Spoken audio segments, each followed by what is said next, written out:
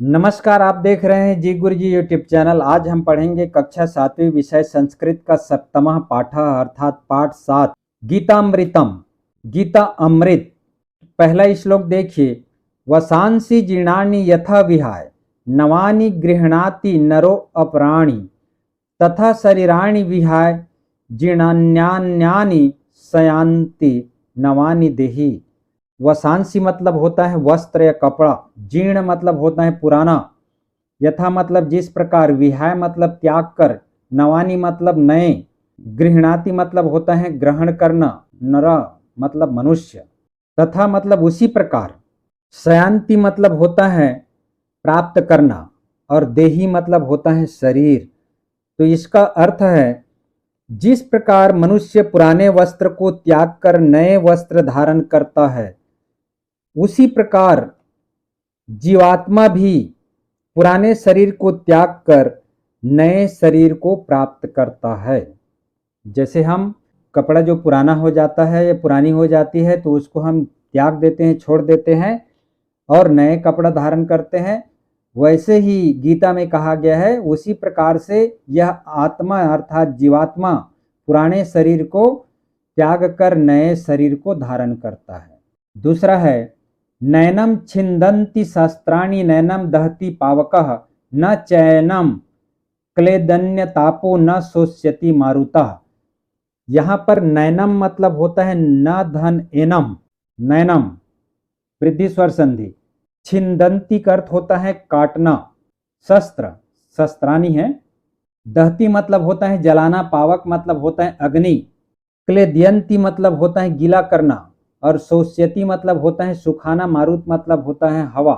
यहाँ पर कृष्ण अर्जुन को संबोधित करते हुए कहे हैं। जितने भी हम यहाँ पर पढ़ेंगे गीतामृत, सभी में कृष्ण जो है अर्जुन को उपदेश दे रहे हैं, तो वही उपदेश यहाँ पर है। इसका अर्थ है कि इस आत्मा को न शस्त्र काट सकता है, न अग्नि जला सकता है, न इसे पानी गीला कर सकता है, और न ही हवा इसे सुखा सकता है। तीसरा है जातस्य ही ध्रुवो मृत्यु ध्रुवम जन्म मृतस्य च तस्मात् परिहार्ये अर्थेन त्वं शुचितुम अर्हसि। जातस्य मतलब होता है जन्म लेना, ध्रुव मतलब होता है निश्चित या अटल, मृतस्य मतलब मृत्यु, तस्मात् मतलब इसलिए, शोचितुम का अर्थ होता है शोक करना, अर्हसि मतलब होता है योग्य। कृष्ण अर्जुन को कह रहे हैं कि हे अर्जुन, इस संसार में या इस पृथ्वी में जो जन्म लिए हैं उसका मृत्यु निश्चित है, और जो मर गए हैं उसका जन्म निश्चित है।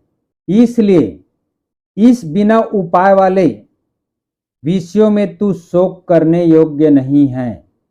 चौथा है कर्मण्येवाधिकारस्ते मां फलेषु कदाचन मां कर्म फल हेतुर्भुमा ते संगोस्त्व कर्मणि। कर्मण्य मतलब होता है कर्म करने में, मां मतलब होता है नहीं, कदाचन मतलब होता है कभी, फलेषु यहाँ पर सप्तमी विभक्ति बहुवचन, और ते मतलब तुम्हारी, संगोस्त्व मतलब आसक्ति। तो कृष्ण अर्जुन को कह रहे हैं कि तेरा कर्म करने में अधिकार है, उसके फलों में कभी नहीं, इसलिए तू कर्मों के फल का कारण मत हो, तथा तेरी कर्म न करने में भी आसक्ति न हो। कर्म करने में तेरा अधिकार है, फल की इच्छा करने में नहीं, इसलिए तू कर्म कर और फल की इच्छा करने में तेरी आसक्ति न हो। पांचवा श्लोक है यदा यदा हि धर्मस्य ग्लानिर्भवति भारत अभ्युत्थानं धर्मस्य तदात्मानं सृजाम्यहम्। यदा यदा मतलब होता है जब जब, धर्मस्य यहाँ पर धर्म की षष्ठी भक्ति एक वचन, ग्लानि भवति भारत, ग्लानि मतलब होता है हानि, अभ्युत्थानम का अर्थ होता है उत्थान या प्रधानता, अधर्मस्य यहाँ पर अधर्म की, और सृजाम्यहम् मतलब होता है जन्म लेना। कृष्ण अर्जुन को कह रहे हैं कि जब जब धर्म की हानि होती है और अधर्म की वृद्धि होती है, तब तब धर्म की पुनः स्थापना के लिए मैं सकार रूप में जन्म लेता हूँ। छठवा है परित्राणाय साधूनां विनाशाय च दुष्कृतां धर्म संस्थापनार्थाय संभवामि युगे युगे।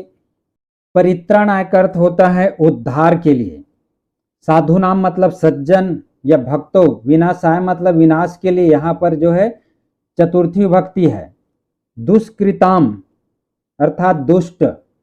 धर्म संस्थापनाय का अर्थ होता है धर्म का पुनः स्थापित करना। युगे युगे प्रति युगे अव्ययी भाव समास है, प्रत्येक युग में। तो इसका अर्थ है सज्जनों के उद्धार के लिए, पाप कर्म करने वालों के विनाश के लिए और धर्म को अच्छी तरह से स्थापित करने के लिए मैं प्रत्येक युग में जन्म लेता हूं या प्रत्येक युग में प्रकट होता हूं। सातवां है श्रद्धावान लभते ज्ञानम तत्परः संयतेन्द्रियः ज्ञानम लब्ध्वा पराम शांतिम चीर्णाधिगच्छति। श्रद्धावान मतलब होता है श्रद्धालु व्यक्ति, लभते मतलब प्राप्त करना, संयतेन्द्रिय मतलब संयमित इंद्रिय, लब्ध्वा मतलब होता है प्राप्त करना। इसका अर्थ है जितेंद्रिय साधन प्रायण और श्रद्धावान मनुष्य ज्ञान को प्राप्त करते हैं तथा ज्ञान को प्राप्त होकर वह बिना देर के अर्थात तत्काल ही भगवत प्राप्ति रूप परम शांति को प्राप्त हो जाता है। आठवां है यो माम पश्यति सर्वत्र सर्वं च मयि पश्यति तस्याम न प्रणश्यामि स च मे न प्रणश्यति। यो मतलब होता है जो, माम मतलब होता है मुझे, पश्यति मतलब देखना, तस्याहम तस्य धन अहम, यहाँ पर यण स्वर संधि है, तस्य मतलब उसे, अहम मतलब मैं, प्रणश्यति मतलब अदृश्य होता है। तो इसका अर्थ है जो मनुष्य या पुरुष संपूर्ण प्राणियों में मुझे देखता है और संपूर्ण प्राणियों को मुझ में देखता है, उसके लिए मैं अदृश्य नहीं होता और वह मेरे लिए अदृश्य नहीं होता। 9 है यत्र योगेश्वरः कृष्णो यत्र पार्थो धनुर्धरः तत्र श्री विजयो भूति ध्रुव नीतिर्मतिर्मम। यत्र मतलब होता है जहाँ, योगेश्वर योग धन ईश्वर अर्थात योग के स्वामी, पार्थ मतलब होता है अर्जुन, श्री मतलब होता है ऐश्वर्य, विजयो मतलब होता है विजय या जीत, मतिर्मम मतलब होता है मेरा मति। इसका अर्थ है कि हे राजन, जहाँ योगेश्वर भगवान श्री कृष्ण है और जहाँ गांडीव धनुषधारी अर्जुन है, वहाँ पर ऐश्वर्य विजय विभूति और अचल नीति है, ऐसा मेरा मत है। इस प्रकार आपका गीता अमृतम पाठ समाप्त होता है। अब देखते हैं प्रश्नोत्तर। प्रश्न 1 है संस्कृत में उत्तर लिखिए। क है कीदृशम शरीरम विहाय देहि नव शरीरम धार्यति। इसका उत्तर है जीर्णानि शरीरम विहाय देहि नव शरीरम धार्यति, अर्थात पुराने शरीर को त्याग कर नए शरीर धारण करते हैं। ख है शस्त्राणि कम न छिंदन्ति। तो इसका उत्तर है आत्मनम शस्त्राणि न छिंदन्ति, अर्थात आत्मा को शस्त्र नहीं काट सकता। ग है पावकः कम न दहति। तो पावकः आत्मनम न दहति, अर्थात अग्नि आत्मा को नहीं जला सकता। घ है ईश्वरः किमर्थम संभवति। इसका उत्तर है ईश्वरः धर्म संस्थापनार्थाय संभवति। अंगा है ज्ञानम कह लभते।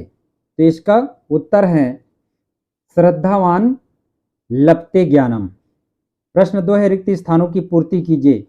क है नैनम छिंदन्ति शास्त्राणि। तो यहाँ पर आएगा नैनम दहति पावकः। उसी प्रकार ख है खाली स्थान ध्रुवम जन्म मृतस्य। यहाँ पर आएगा जातस्य ही ध्रुवो मृत्यु ध्रुवम जन्म मृतस्य। तो यहाँ पर जातस्य ही ध्रुव मृत्यु आएगा। ग है यदा यदा ही धर्मस्य च खाली स्थान। तो यहाँ पर आएगा ग्लानिर्भवति भारत।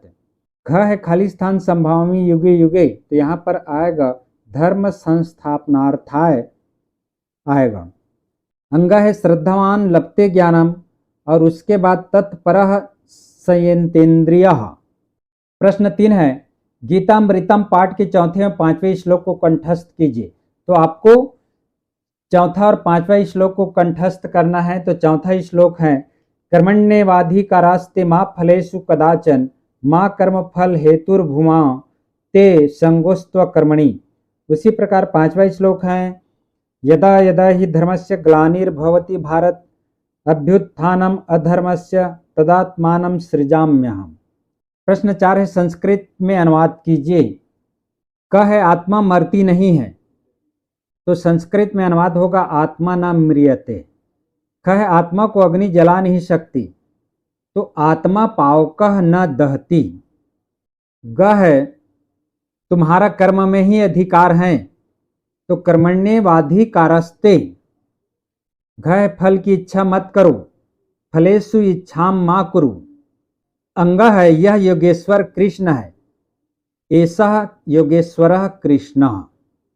प्रश्न 5 है, संधि विग्रह कीजिए। संधि विग्रह करना है, क है, कर्मण्येवाधिकारस्ते, इसका संधि विच्छेद करेंगे तो कर्मणि धन एव धन अधिकारः धनते, इस प्रकार। तो कर्मण्य में यहाँ पर वृद्धि स्वर संधि होगी, उसके बाद जो है एव धन अधिकारः में दीर्घ स्वर संधि होगा, उसके बाद अधिकारः धनते में विसर्ग संधि होगी। क है, ग्लानिर्भवति, तो यहाँ पर ग्लानि धन भवति विसर्ग संधि। ग है, सृजाम्यहम, सृजामि धन अहम यण स्वर संधि। घ है, श्री बीजो, तो श्री धन बीजो विसर्ग संधि। अंग है, नीतिर्मतिर मम, तो नीति धन मति धन मम, यहाँ पर विसर्ग संधि होगी। इस प्रकार आपका गीतामृतम पाठ समाप्त होता है। तो वीडियो को देखते रहिए, लाइक एवं सब्सक्राइब जरूर कीजिएगा। मिलते हैं आगामी वीडियो में। धन्यवाद।